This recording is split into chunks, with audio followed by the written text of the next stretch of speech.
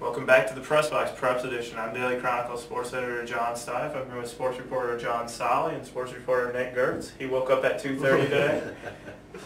p.m.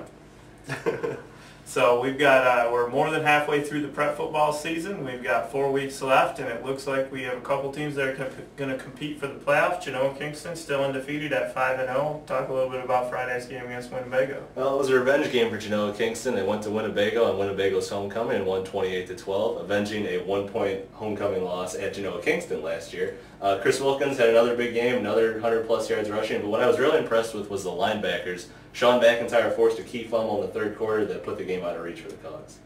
All right, and this week they got Rockford Lutheran. That's a team they should beat, right? Rockford Lutheran is really just not a good team. They've been getting rolled pretty much every week. Genoa Kingston, I expect them to put a running clock on Rockford Lutheran by the time the game's over. And there's still two other undefeated teams in the Big Northern West, though.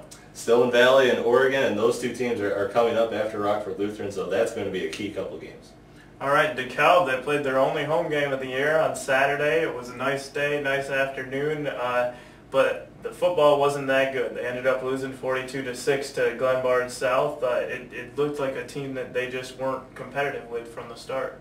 Unfortunately, that's how it's been the whole season, it looks like right now. And another big loss. I mean, you look at it as 3 straight 40-point performances by Glenbard South. DeKalb only had a couple of big plays in that game, so I mean, things aren't looking that positive right now. All right, and I guess one of the positives you could take out of it is Landon Hughes made a couple of plays as a receiver, and Kyle Walleen also did on defense and on offense. It seems like they're the ones that's always coming up with big plays right now this year. All right, and their next game is at Geneva, or it's actually at home this week against Geneva. Things don't get easier. Talk a little bit about it. I know Geneva, I mean, you look at what they did against Sycamore, they ran up 45 points. I mean, when you look at offensive players like Mike Rattay and the guys that they have back there, I mean, it's not going to look too good this week either. All right, and Sycamore's coming up with homecoming this week. It's an important game with playoff implications, and I took a minute to talk to Joe Ryan about it.